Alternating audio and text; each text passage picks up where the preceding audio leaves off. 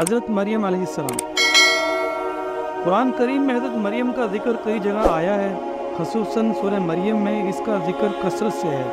आपके पैदा होने से पहले आपकी वालदा ने अल्लाह से मन्नत मानी कि मेरे यहाँ औलाद होगी तो इससे दुनिया का कोई काम ना लूँगी और इसे अल्लाह ताला की नज़र करूँगी ताकि तमाम उम्र इबादत इलाही करता रहे। मगर जब लड़के की जगह हज़रत मरियम पैदा हुई तो आपकी वालदा को बहुत रंज हुआ कि अब मैं अपनी मन्नत कैसे पूरी करूं। मेरे यहाँ तो लड़की हुई है मगर अल्लाह ताला ने इन्हें कबूल किया। आपकी वालदा ने कहा कि मैं इनका नाम मरियम रखती हूँ और इसको और इसकी औलाद को शैतान मकरूज से अल्लाह की पनाह में देती हूँ। इनको हज़रत ज़करिया की निगरानी में दे दिया गया। ये हर वक्त मस्जिद की महराब में बैठी इबादत करती रहीं। अल्लाह ताला इनको बेमौसम फल खाने को देता। हज़रत ज़करिया जब भी इनके पास जाते और इनके पास ये चीज़ें देखते तो इनको बहुत ताज्जुब होता और हज़रत मरियम अलैहिस्सलाम से पूछते कि ये चीज़ें तुम्हारे पास कहाँ से आईं। हज़रत मरियम अलैहिस्सलाम जवाब देती कि ये सब अल्लाह ताला की तरफ से है, वो जिसे चाहता है बेहिसाब रिज़्क़ देता है। एक रोज़ का जिक्र है कि वो अपने लोगों से पर्दा करके अलग पूरब रुख करके एक जगह जा बैठी। अल्लाह पाक ने जिब्राईल अलैहिस्सलाम को इनके पास भेजा।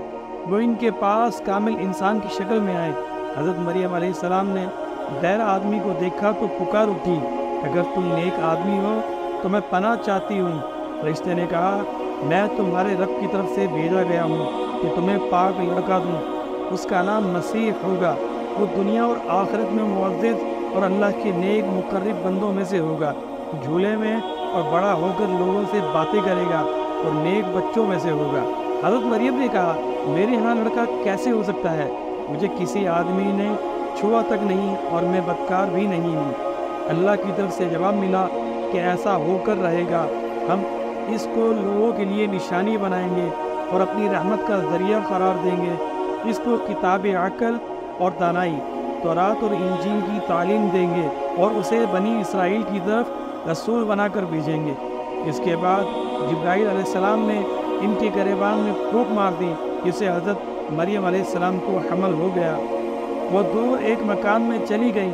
उन्हें दर्द हुआ और वो इस दर्द की वजह से खजूर के एक दरख्त के नीचे चली गई और इन्हें आवाज़ आई कि तू गम न कर, रब ने तेरे पास पानी का चश्मा बहा दिया है और खजूर की जड़ पकड़ कर अपनी तरफ फैला।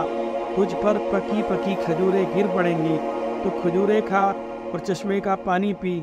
बेटे को देखकर अपनी आंखें ठंडी कर। फिर अगर किसी आदमी को एतराज़ करता देखे तो कह देना, मैंने रब के लिए रोज़े की मन्नत मानी है, इसलिए मैं किसी से बात ना करूँगी। हज़रत मरियम अपने बच्चे को लेकर कौम के पास आई तो उन्होंने देख कर कहा, तूने बहुत बुरा काम किया। तेरा बाप और तेरी माँ दोनों में से कोई भी बदचलन ना था।